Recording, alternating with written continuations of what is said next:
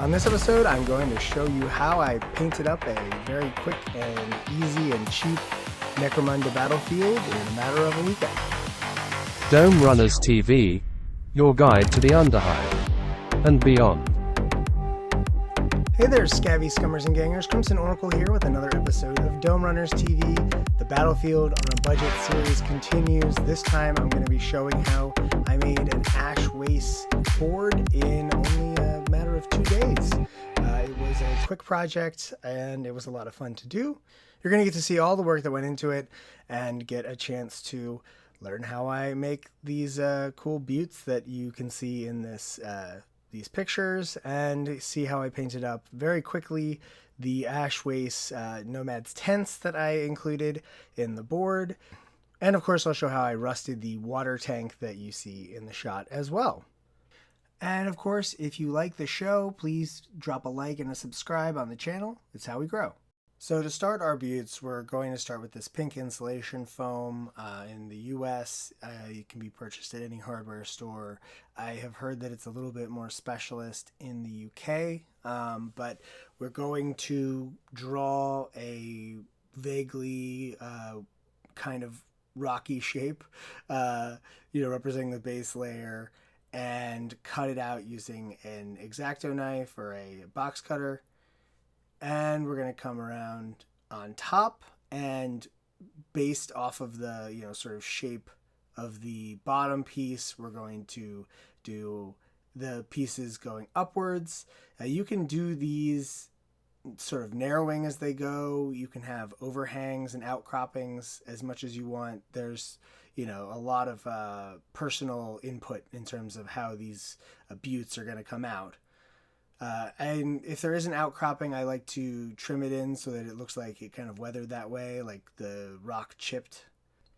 I'm starting with a X-Acto knife, but I'm going to switch to a retractable long blade, razor blade, because it is much easier to get the kind of natural rocky look to your cuts with that. Now, as you see, I am kind of angling in and doing little bits of chipped off rock and trying to get a fairly smooth exterior.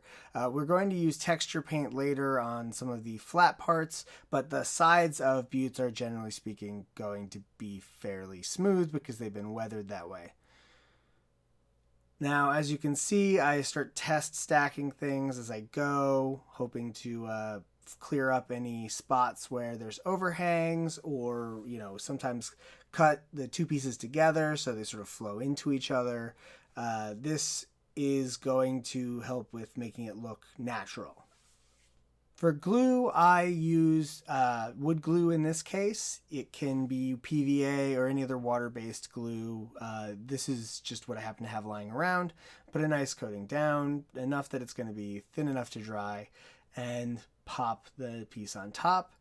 You may want to glue your pieces kind of separately from each other because if there's too much foam on top, they'll start to kind of slip and drift apart. So stacking them, can be a little bit tricky, so make sure that you're keeping them together. Now I am going to get these nice and high because I like the sort of spectacle of them being very tall, and it allows you to have walkways going across between the different buttes, creating kind of a lived-in village kind of feel. As you can see, I am going to start incorporating some plastic parts into the scenery. I had a bunch of leftover bits from Sector Imperialis and Zone Mortalis and from some 3D printing projects, so I decided to add those to give a feel of a space that has been sort of lived in and adapted for the various people who have sort of occupied these spaces for the last 10,000 years. Of course, they wind up getting blown away and destroyed, and what remains behind is just a little bit of evidence, and that's exactly what I'm going for here. Now, I also use some cardboard, and that is because it is a very convenient material that I have a lot of. And then I'm going to use needlepoint mesh to come in and add little bits of detail that make it once again feel kind of lived in and abandoned. And that is going to, really give a nice texture to things and allow the cardboard to look less sort of obvious. And I have some 3D printed ladders that I'm going to put in. You could, of course, use plastic ladders. You could use ladders that you make out of popsicle sticks. There's lots of options for that. Or you could just leave it ladder free. And also the corrugated paper that I use to make that corrugated metal look, if you cut a thin strip of it, it kind of looks like a ladder. So I've done that before as a way of, having a ladder on the way up. The glue on the butte now needs a few hours to dry. I would let it do that before you come back and do your extra trimming and such, because you don't want to accidentally knock pieces off and then have to kind of reposition them. So I jump in and start on the next butte. I'm going to do 5 or 6 of these overall. For this one, I'm using a old 3D printed version of the Necromunda bulkheads. I happen to have one that was sort of a failure, and it works pretty well here, but of course I need to readjust the foam in order to have an outcropping that the platform can rest against. One of the things I really like about it is that it offers a bit of cover for that specific spot. There's not as much cover in the terrain that I build for Ash Wastes generally. Now, I'm going to come in with corrugated paper, which is a very common crafting tool for me, and I'm going to use that once again to sort of greeble and give a look of a lived-in, repaired, bolted over kind of piece of metal that has been, on this rock for centuries. I'm going to come in with the texture paste that I make using PVA glue, sand of different weights, gravel, and flock. I linked to the episode of Battlefield on the Budget where I showed how I make this particular mix. It is the platforms and walkways episode. Now we're going to come over all of the different bits of paper, and we're going to go over the needlepoint mesh, and we're going to go to the sort of tops of any flat surfaces, because that's where ash dust and such would settle. The PVA glue in the mix is going to absorb into the paper and harden that, so you'll get a combination of texture that makes it look older and sort of more rusty, and that'll be great when we come in and dry brush, because it'll look like there is grit and sand all over it, or ash or whatever you want to characterize it as. And so we're going to just keep applying it to those surfaces. Now this one, as you can see, I incorporated some stairs into the butte. This is a fun little thing that you can do. I happen to have some 3D printed stairs lying around that I was not currently using, but you could easily make stairs out of cardboard or plasticard. And of course we continue with our texture paste, getting everything nice and covered.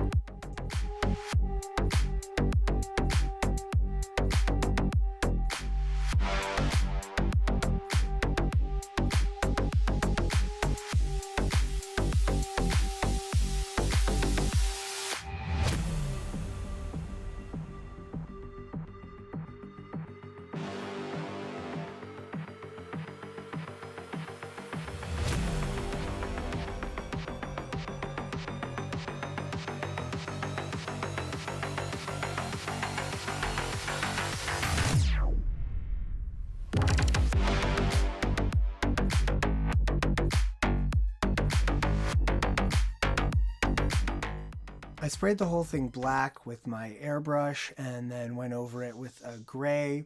You could do the same thing with spray paint cans. You don't need an airbrush in order to paint this kind of terrain because the foam does not react to spray paint.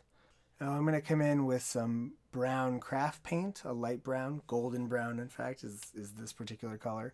And I use craft paint for most of my terrain. It really doesn't make a big difference in my experience versus Citadel, and it is a massive money savings.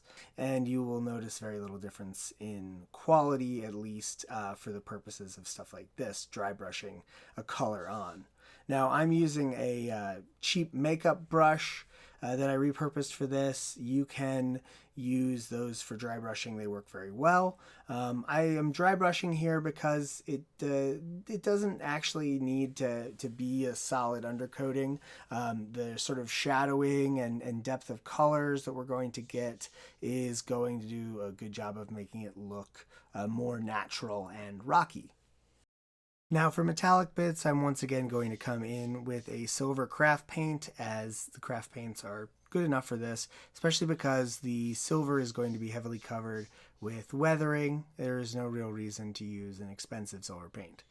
So I use a simple silver craft paint and get all of those little spots that are metallic.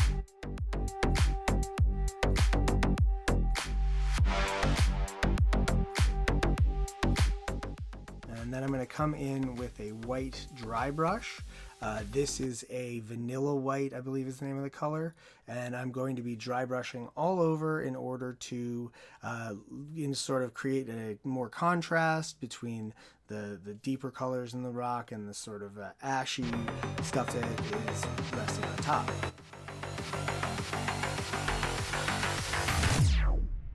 For the metal, I am going to come in with a red weathering powder mixed with water. This I find to be the best way to do a rusty looking metal.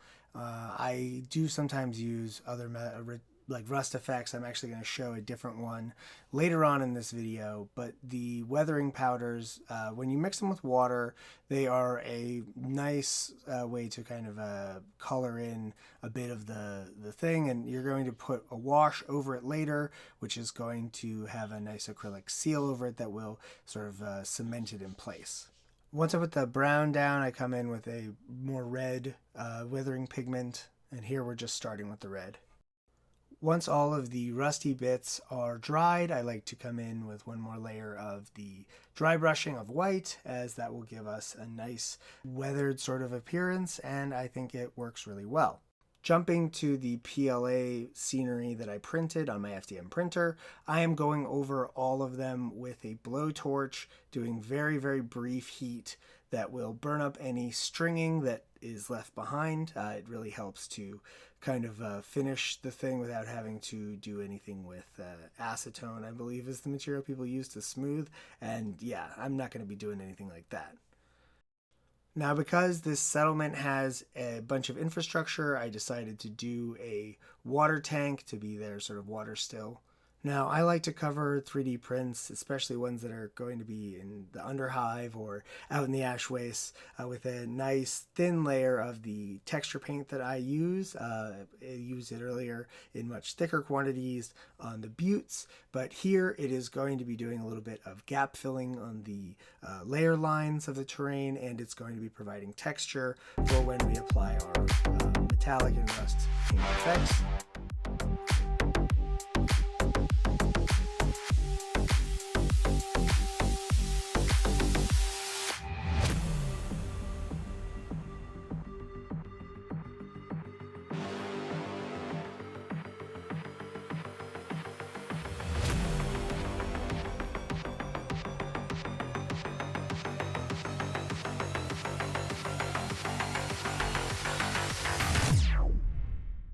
Now jumping ahead, I have painted the water tower silver, and I am now going to be applying some dirty down rust effect.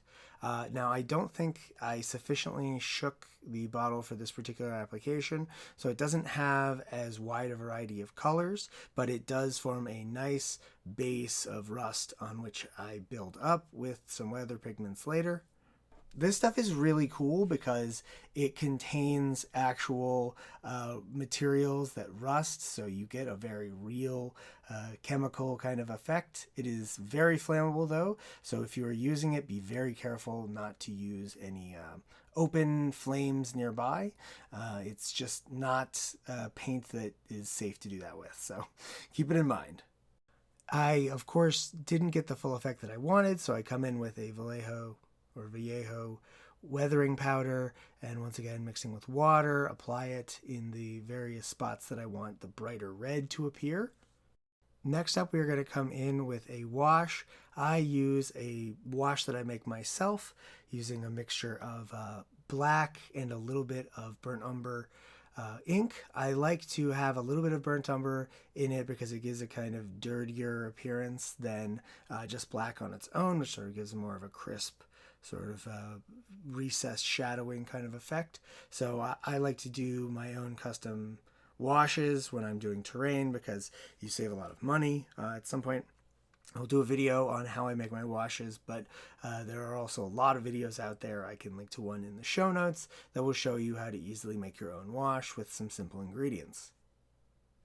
Now for this piece, I'm going to come in with some white desert dust weathering pigment from Vallejo. It is a very nice one to have for Ash Waste stuff. One bottle of this stuff goes a long way, and we are just going to be putting bits and little bits of it into the crevices and cracks where ash would catch as the winds were sort of blowing on this thing. Now you could do a very similar effect with very careful dry brushing of a white paint, a white craft paint like I did on the buttes, but I like to mix it up a little bit, and this is a little bit more detailed piece than the buttes, so I wanted to do the weathering pigment thing. With the buttes, I once again had them spray painted black and then spray with gray over top, and I'm going to come in and dry brush with, it's actually a brown and white craft paint mixed together to give you kind of a creamy color, and it's a little bit khaki kind of, and that is going to give us a good base on which we can build the rest of our colors for these. Next I come in with a brown craft paint and I hit all of the little wooden details. This helps to create more of a sort of feel of detail on the model itself when it's finished. You could probably get away with just dry brushing the whole thing and not worrying about that because everything is sort of covered in a layer of ash. I went ahead and used a little bit of contrast paint on the hides that are on top of the different huts. There just were a few that I wanted to pop out a little bit more, and the contrast is nice for that in small quantities. Next up, we bring a white dry brushing over top of the creamy color to give that sort of weathered over top kind of feel to the piece. And then we're going to do a wash over top that will kind of make it feel, dirty and add some depth. I'm once again using that same wash mix that I usually use. I think that this one is a little blacker than the last one. The mix is not always perfectly the same just because I sometimes, I wind up doing a little bit of a heavy-handed dropper here or there with the inks. Now I do the exact same sort of wash on the buttes, but I did not get footage of that. And then for everything, I like to come around with just a little bit of dry brush, very, very light dry brush of white after all of the washes have dried, just so that the weather sort of has the topmost bits colored white properly. And that's how we did it. And as you can see, that gives you a really wonderful battlefield. Of course, here I've thrown in some of my other terrain, but it was a great project, and I'm really happy with how it turned out. I'm using Kill Team boards as the base. Thanks as always to my patrons. You guys helped me make this show, and I couldn't do it without you. And of course, anyone can become a patron for as little as $2 a month. It's such a reasonable, simple contribution that you can do to help keep this show running. And of course, don't forget the podcast. Check that out on Buzzsprout or iTunes, wherever Google puts theirs, etc. And as always, everybody stay safe, and don't forget to change your paint water.